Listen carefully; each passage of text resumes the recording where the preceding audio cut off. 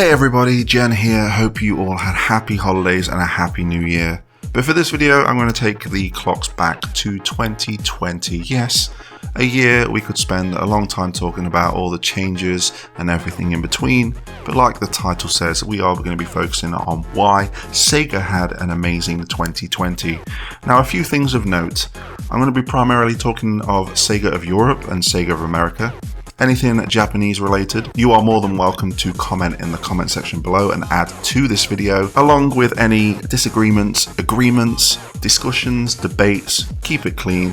It's all welcome down there in the comment section below. Also, if you are looking for something in particular, there are going to be timestamps in the description, so use them at your leisure. Also, if there is something that I don't sound passionate about or something that I don't care about, it is not because I don't care about it. It is simply because my experience with it is little to none.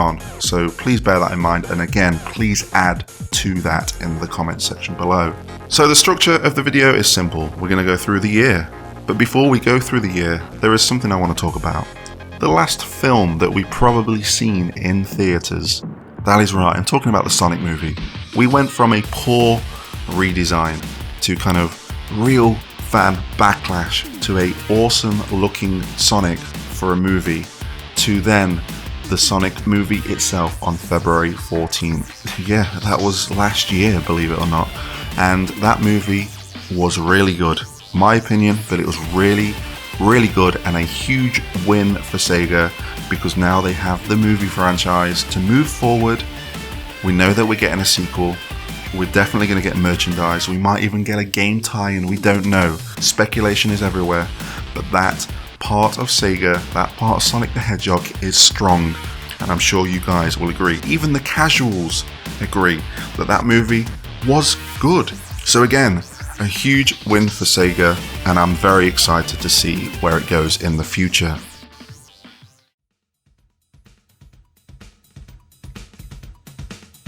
So let's start off with January.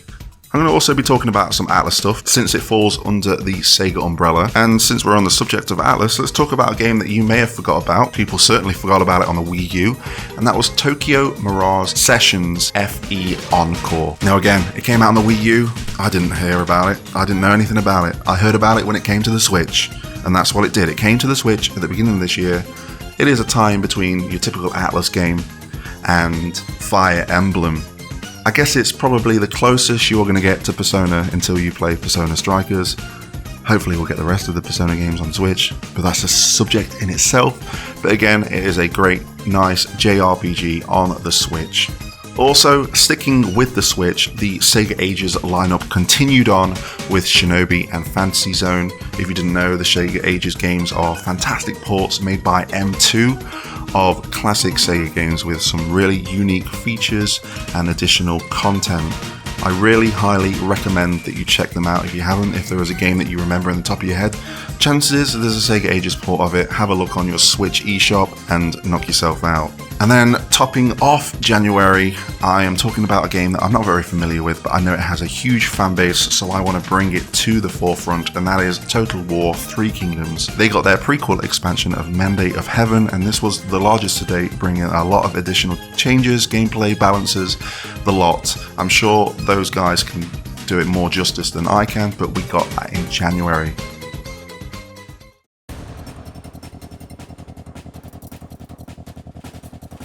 So moving on, February. I'm going to start off with a franchise that is just slowly getting bigger and bigger in my mind with Sega, and that is Yakuza. Now in 2019, we got the announcement that we were going to get Yakuza 3, 4 and 5 on PS4, completing all of the Yakuza games from 0 to 6. So we got 3 and 4 in 2019, and to top it off, we got 5 in February, along with the Yakuza collection that had all the prior. 3, 4 and 5, and it even came with a PlayStation 3 case of Yakuza 5, so those true fans of Yakuza had that nice straight line of Yakuza games on their shelf. Sticking with Yakuza, people on Xbox finally got their chance to experience Yakuza with Yakuza 0 because it came to Game Pass. What a win for Sega, having that franchise accessible to all Game Pass holders. definitely did wonders for the franchise and definitely opened the gates for a lot of new fans to the franchise, because Yakuza 0 is a great place to start for the Yakuza franchise. And if you are still wondering, should I start? Yes, it is everywhere now. Yakuza 0, start there. If you don't like it, fair enough. If you do like it, then you have a great road ahead of you. Now, moving on from Yakuza, we're going to talk about a spiritual successor to Theme Hospital. They had a release called 2 Point Hospital on PC in 2019. Great reviews across the board, a great experience. But people were clamoring for a console release. They wanted a console release. And we got one in February. It came to PS4, it came to Xbox One, and it came to Switch. In February, we also seen the return of a SEGA character. That is right, we've seen the return of Ooh La La in Space Channel 5 VR Kinda Funky Newsflash. Now, I don't own a VR headset or anything like that, so I've not experienced this, but it's nice to see that a legendary SEGA character or franchise makes its return, and it is a trend that we will be seeing in this video. But I would like you guys that have experienced this to comment in the comment section below. Let us know what it was like, but it's nice to see Ooh La La back at the forefront, especially with VR, which is going to forever go over the future, so we may see more of these titles. We're going to go back to the Switch here in February with the Sega Ages lineup. We've got 2 new games in Puyo Puyo 2 and Sonic the Hedgehog 2. Now, I don't have much to say about Puyo Puyo 2. It's Puyo Puyo. Enjoy yourselves, have fun. Though Sonic 2, on the other hand, though it may not be the fantastic port that was on mobile, it is definitely a great port in itself because it has some nice additional features and Knuckles. So you can't go wrong, really. And then there was 2 franchises that celebrated their 10th anniversary, and they got their own little collection with a nice steelbook, and that was Bayonetta and Vanquish. Now, I've not really played Bayonetta, but I certainly played Vanquish. I've thoroughly enjoyed Vanquish because that was a fast-paced shooter. You guys let me know if I should pick up Bayonetta. It's there sitting on the PS4. Should I start it? Let me know. So with February out of the way, we're going to move on to March. But before we do that, I want to talk about SEGA Forever. Now, you guys are probably thinking, yeah, SEGA Forever, they brought mobile ports of classic SEGA titles to iPhone, Android, and everything else. And you are right, but did you know? If you go over to their Twitter, you will find a great community of SEGA fans, because this is the hub for all things SEGA. Your trivia, your facts, concept art, nice little video packages, retrospectives, it's all there, and they have a Discord as well. I suggest you join it. I'll leave links in the description. But SEGA Forever got a revamp, and it's now a great place to visit if you want to talk all things SEGA with other SEGA fans, or just simply learn more about the company and its history.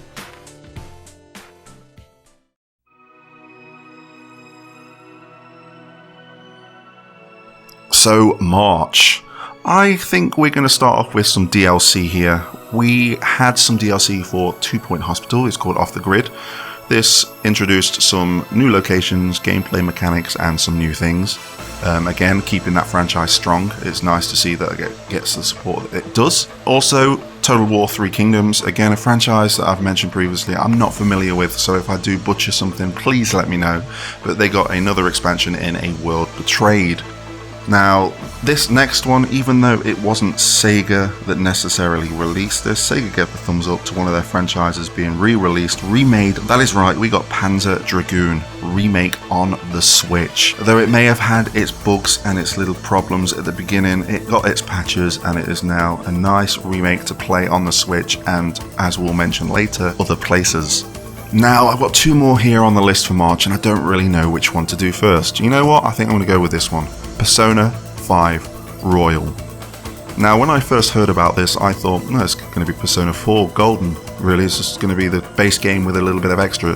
But no, this is like a whole revamp of the game. Like, I'm playing through it currently, and the experience is so much more different than it was on Persona 5 base.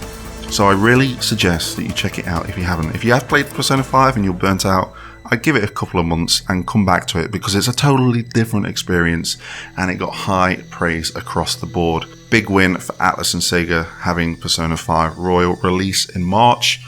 And then this next one, right, I've got to tell you a little story. Story time. Let's go back to E3 2019. There's the Xbox press conference. We're not expecting anything Sega related at all. But then the Sega logo flashes on screen and we're thinking, well, what could this be? We get Phantasy Star Online 2 coming to the West exclusively on Xbox and Windows 10. Everyone's mind just blown right there, right then, because this 8-year-old game that people have been clamoring for a long time is finally making its way to the West. And I've got to give kudos to the team behind the global version of Phantasy Star Online 2, because they have 8 years of content to catch up on and localize and get to this new audience, and they are absolutely smashing it. We'll mention a bit more about the staff later, but I just wanted to have a little bit of a shout out there. Yes, it did have its problems at the beginning, but it is running strong. Great community over there, great content being produced on YouTube, and a great free-to-play MMO to pick up.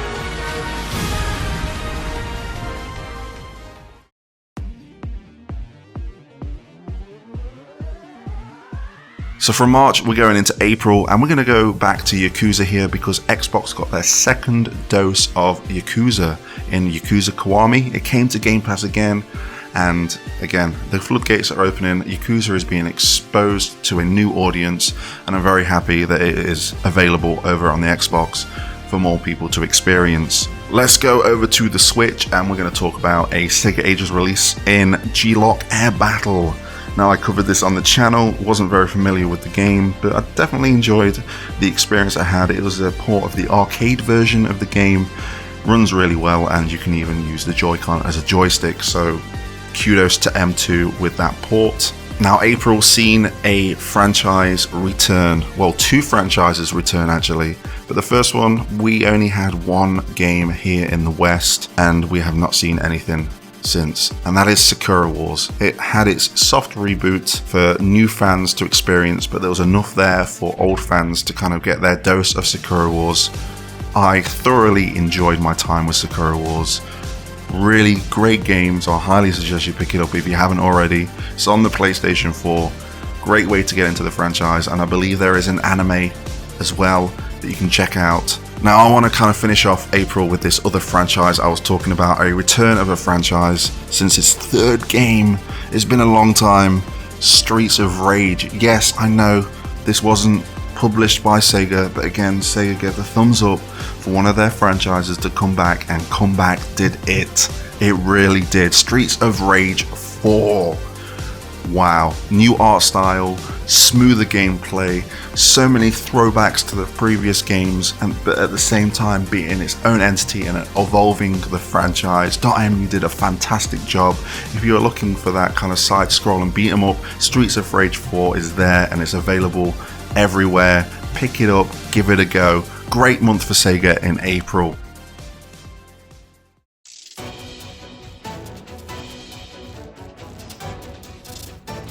Okay, so we're in May now, so where can we start with this list that I've got? I think we're going to start off with the Sega Ages. We got another game, of course, even though we are heading towards the end of the line here with Sega Ages, it still continues strong, and in May we got Thunder Force AC. I've not played it personally, but again, I know that it's a great port. I've watched reviews and gameplay. Again, a Sega Ages title, if you want to try it out, it is there on the eShop. Not much else to say. Sticking with the Switch, I'm going to talk about something that I'm really not familiar with, but I know it's got a huge audience, and that's Hatsune Miku. We got Project Diva Mega Mix on the Switch, which seems to be kind of like a compilation of loads of songs from previous games, bring it to the Switch.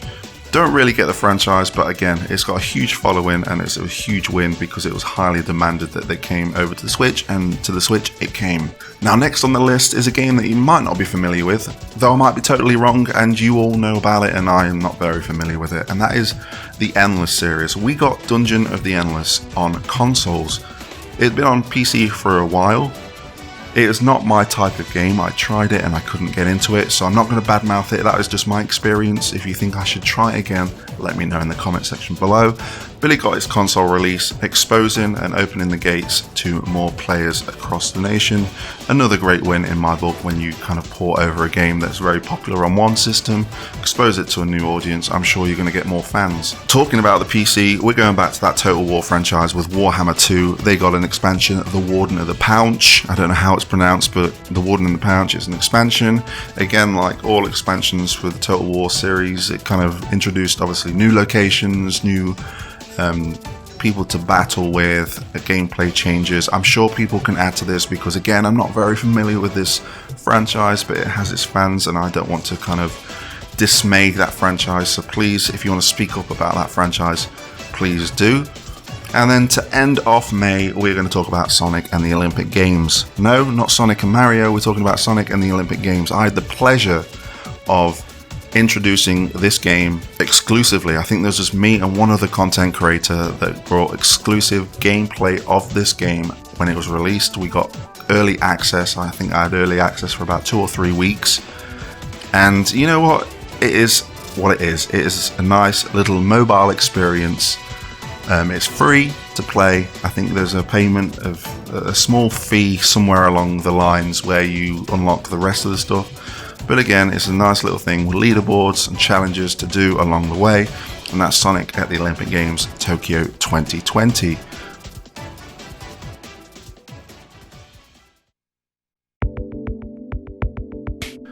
So before we go into June, I kind of want to stick with mobile games and give the mobile games a bit of a shout out, because those that know me and people that have been subscribed to the channel for a while, I've primarily covered Sega games, Sega mobile games on the channel, so I want to show them some love. So unfortunately, I have to bring up this, but Sega Heroes closed its doors in 2020. Even though that's not an amazing thing, it was amazing to look back and see what that game was and what it could have been. But I don't want to dwell all this video, so I'm going to move on to a game that has been getting strong updates all year, and that is Sonic Forces and Dash. Yes, Dash, that game that was probably on a mobile phone that you picked up like 8 years ago, is still here going strong with cool updates and character additions. We've seen characters like the movie Sonic, Baby Sonic, Excalibur Sonic. We've seen additional Christmas characters, Halloween characters. Heck, we even got to Carl. So it's nice to see that Hardlight is still smashing the updates with that game. And if you guys want me to cover it once again, I'm more than happy to. Let me know. Show the love in the comment section. Now, there was a game that got its Western release. It was exclusive to Japan for a while, and that is Idola Phantasy Star Saga. That's right, it got its Western release in 2020. It has a huge following. I know that a lot of people were playing the Japanese version. We're very happy about the Western release. It seems like the devs listen constantly to their community. I've played it casually. It's not a thing where I want to make stuff on the channel, but it's a great mobile game to kind of pass the time. And if you are a fan of the Phantasy Star franchise, then have a look at this. It's got some great music, great characters, and great story. And then to finish off, we're going to talk about two kind of like Japanese exclusive games that have Western releases but have had great updates over the year and collaborations, and that's Fist of the North Star Legends Revive and Shin Megami Tensei Liberation DX2, I think it's called in full. But they've been getting loads of collaborations throughout the year. I think Shin Megami Tensei got Dente. I know that was like a throwback to what was it, Nocturne maybe, that the Dante appeared in. I'm sure people will correct me, but they got Ghost in the Shell recently at the end of last year. And Fist of the North Star has had collaborations with Virtual Fighter. I think they just had one with the South Star. I'm not very familiar with, again, that franchise, but again, I've been keeping up that they've been getting a lot of updates and support. So it's nice to see that the mobile front has done incredibly well. And there was that story of that person that spent $13,000 on Sonic Forces. And no, that wasn't me. But the games they're going strong, and they are bringing in some significant figures for Sega. So you can only give kudos to them for that.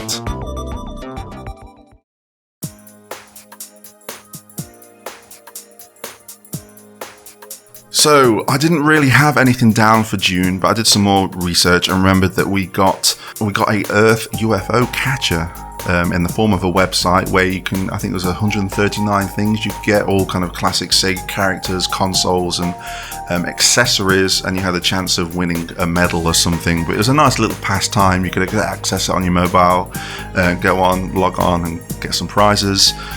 But I think the biggest thing that we got in June, and something that I hope that Atlas and Sega have paid attention to, is Persona 4 Golden coming to Steam. Wow. That reached the top of the charts on Steam within a matter of days. Very well received. It only means good things for the future for Persona, especially with its 25-year anniversary coming up this year. It was really nice to see Persona come away from the PlayStation. When I say Persona, I mean the main franchise, because I know that we've got various spin-offs on the Nintendo 3DS and coming out this year on the Switch. But I really hope to see more Persona games come away from the PlayStation and be accessible to other people, because as Persona 4 Golden proved, which was originally a PS2 game before it got its Vita revising Golden, it completely blown up. So you need to bear that in mind, and I think Sega and Atlus have definitely bear that in mind too. But a huge month for Sega and Atlus there in June.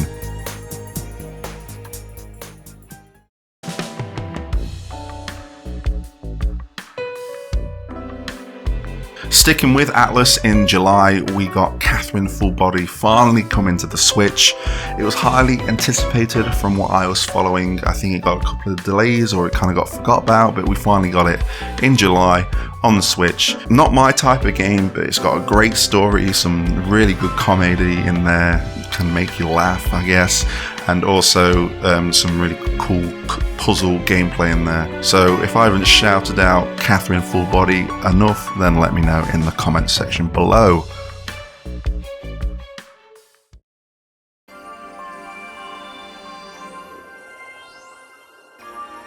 Now we're on August, and we're going to be sticking primarily to the PC here. We're going to start off with Total War Saga Troy. I think this is like a spin-off, and because it gets its own expansion, as we'll see in the later months. Again, I can't really say much. It's highly loved by a lot of people, and they will further getting some great games. I just know it's a great strategy, kind of RPG, battler type thing.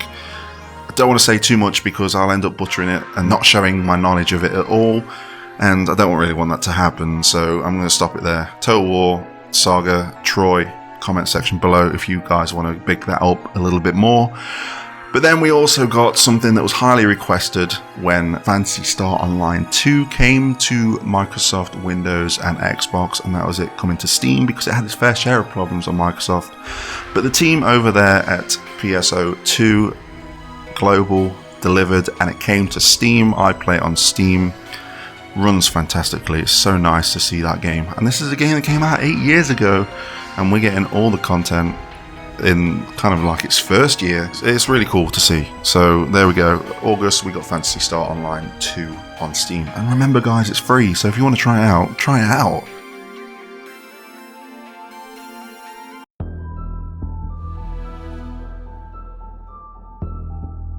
In September, we've seen the final Sega Ages title come, and if I butcher this name, then I sincerely apologise. I'm not familiar with this series whatsoever, but I'm sure it's a great port, and that was Herzog Zwei. So that's Herzog Zwei on Switch, Sega Ages, final title. Again, I should imagine it's a great experience, a great port from people that played the original. If you think I should play it, again, something else in the comment section for you guys to comment. We're going to go back to Total War here. In Three Kingdoms, we got another DLC in the Furious Wild. I believe this just brought more maps and stuff to do, gameplay changes here and there. Again, I don't want to go on about it too long because I'll start talking about it like I really don't know it, and I don't really want to offend some true fans of there. So again, comment section below for you guys. It's nice to note that in September, Panzer Dragoon Remake also came to the PS4 and PC, so more people could experience the Panzer Dragoon series, and hopefully we may get the sequel, or maybe the RPG. I would like to play the RPG that isn't on a Saturn, so can only mean good things because I know it did well. And then we're going to finish off with a game that I feel, and by the looks of it, a lot of other people feel was highly overlooked this year. It definitely got a Game Award nomination, but it was very overlooked with what it was against, and that was 13 Sentinels Aegis Rim. Now this, on paper, and just by looking at it, was not my game.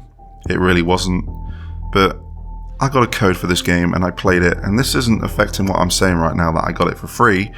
But this game has a phenomenal story. Like, honestly, at the end of each kind of segment, because you play through 13 characters, the story is told through 13 characters in different time periods. It left me on the edge of my seat each time I finished a scenario. A great game. I platinumed it and I absolutely loved it.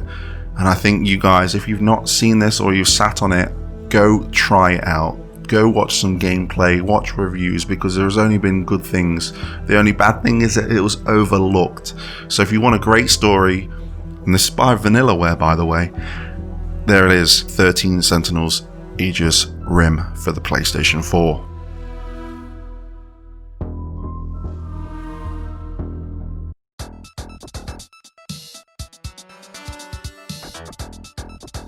Right, so we're in October now, and this is where Sega Europe really hit hard with the Go Sega campaign, which was the Sega 60th anniversary. I've not mentioned that in the entire video because I want to bring it here, because I know how much effort the European team put into this, and I want them to have a little bit of a shout out. We'll move on to that in just a second, but we've seen some celebrations for the Go Sega campaign. 60 years of Sega. So, on Steam, we got some very unique games here. We got Armor of Heroes. These were limited, you can't pick them up now. I'm sure that they'll release them in like week periods here and there, because they've done that since the celebration. But we got Armor of Heroes. Endless Zone, which is a cool take on Fantasy Zone. We got Streets of Kamurocho, which I think was probably the highly loved one. I loved it. It is like a reskin of Streets of Rage 2, one of the levels where we play as Yakuza characters. There's some little hidden features there as well. And we got Golden Axe, a cancelled prototype, which was a Golden Axe port, not a port, but a Golden Axe kind of game we were going to get. It was cancelled, but they managed to get that code together at first level and introduce it and make it playable for us guys for the first time. And I really enjoyed it. It was pretty solid. Might have been better than the Golden Axe. I can't even remember the title. It was that bad. But the Rider one, the something Rider, Fire Rider. Can you correct me in the comment section below, because I really don't know, and I don't really want to look it up. I want it to be genuine because I don't know much about that game. But Golden Axe seemed like a really good Golden Axe game. Very faithful. And also, we've seen some more DLCs for 2 Point Hospital and Culture Shock, introduced some new items, gameplay mechanics and maps, and Total War Saga Troy got its first DLC in Blood and Glory, introducing some other stuff. So before we go into November, I want you to remember that I briefly mentioned that the Sega European team really went all out on the Go Sega campaign, and they did. I've seen the work they put in. I know the stuff they went through to get the sales on, promoting the sales, promoting kind of all of this celebration of Sega, getting these games, these exclusive games out to people to play. They did streams celebrating it. They've been kicking ass all year with their streams, providing with what we've had to deal with in 2020. They really stepped up to the plate. They kind of adjusted to the stay-at-home job lifestyle, I guess I could call it. And they brought some quality content to the community, bringing the community together during this time, celebrating Sega's retro games by having playthroughs of like Streets of Rage 2 and go through the Mega Drive collection games, playing modern games like Alien vs Predator. Alien, that's a scary experience in itself. They've been playing the new games like Yakuza Like a Dragon. They've been highly promoting the community and bringing the community together during this pandemic, and they've smashed it. As being a member of that community and being close with these guys, they have really pulled out the stops, and I really want them to have a place in this video where they get a shout out, because they are one of the reasons why Sega had an amazing 2020. I think they even did their first Spanish stream to kind of broaden and connect to a bigger audience, and you got to give them kudos for that. It's really, really cool what they did during 2020, and I don't think without that hard-working staff we would have got the quality content and celebration that we got. I think it's only natural to again shout out the Phantasy Star Online 2 team, because they had 8 years of content to be bringing to a game that was released during the pandemic. They've smashed it, they've addressed problems, they've kept connected with the community, and again I just wanted them to have this space in this video to show them appreciation. So please leave a thumbs up, not for me, but for them hard-working folks at Sega that have really been delivering during 2020. And it makes me really excited for the stuff that we're going to see in 2021 because of these individuals. So Sega Europe, Sega of America, thank you for everything that you've done in 2020.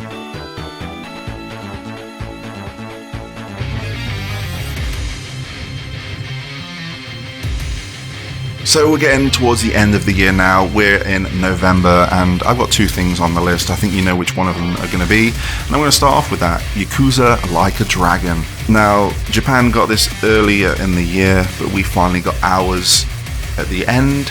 And the build-up just wanted me to have it more and more. Because at the beginning I was like, yeah, I'm going to pick that up because I'm a fan. I've enjoyed the Yakuza games. I want to continue on with this franchise. I'm a fan of JRPGs as well, so I was like, it's a win for me. But then they just introduced more and more like English voice acting and the amount of effort that went into that.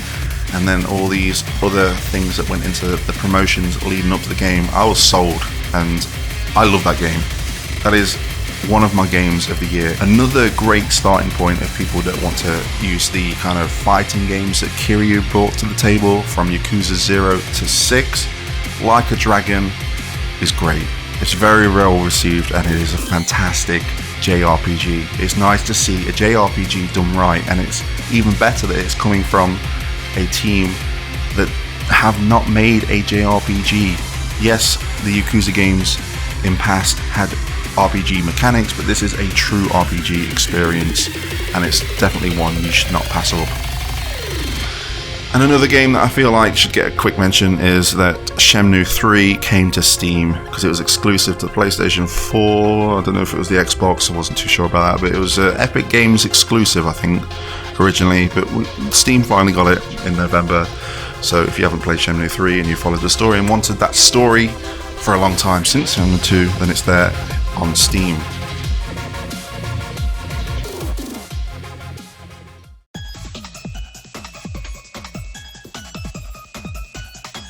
So here we are with the finale of the year in December, and there's a few things I've got here on note. I'm going to start off with Panzer Dragoon Remake again. It gets its third shout out in this video, but that's because it got its Xbox release. So finally the floodgates have opened to all of these different users to experience Panzer Dragoon, myself included.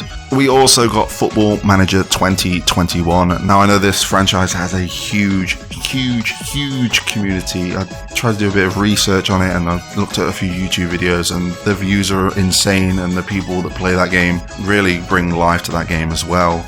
And I've got nothing else to say about that. If you want to add to it, comment section below, guys, more than welcome.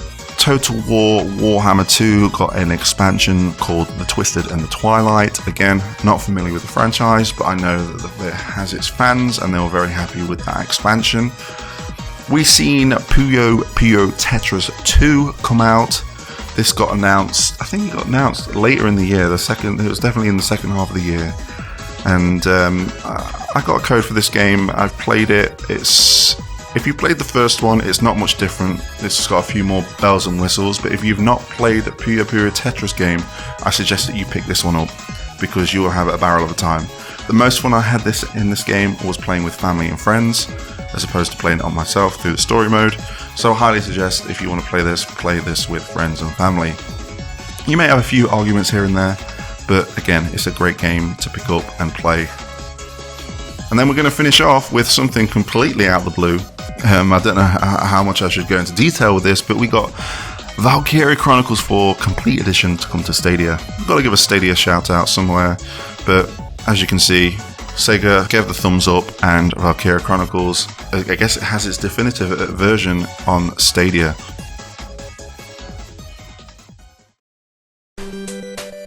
So there we have it. That is everything that happened, again, primarily in Europe and America with Sega. And there is a lot of stuff there. Like, they really did have a great year. Just look at the stuff that I went through. It's all there. They had a fantastic year. And yes, there was an absence of a Sonic the Hedgehog game, bar Sonic at the Olympics Tokyo 2020. I know that Sonic fans won't consider that as a Sonic release. Nevertheless, it definitely was. Might have not been on the scale of a mainline game, but he had a game release this year. But again, that's something for another topic, I guess. But Sega smashed it. With all the rumors that they were getting bought out by Microsoft, that they were... I mean, the reason I made this video was because I seen nothing but like negative things about Sega in 2020. Like they were going to get bought out by Microsoft. They were failing as a company because of the arcade shenanigans over in Japan. But I think this video alone can kind of tell you that Sega are going strong. They had a great 2020. The games, the DLC, the announcements, the things to come, and especially the staff behind it all. Sega are absolutely smashing it. I thank you for giving me the time to watch this video. It might be a bit lengthy, but I'm hoping there was enough visuals there for you to kind of stick around and watch it all. But again, thank you for watching. Here's to Sega in 2021, and until next time, I'll catch you on the flip side.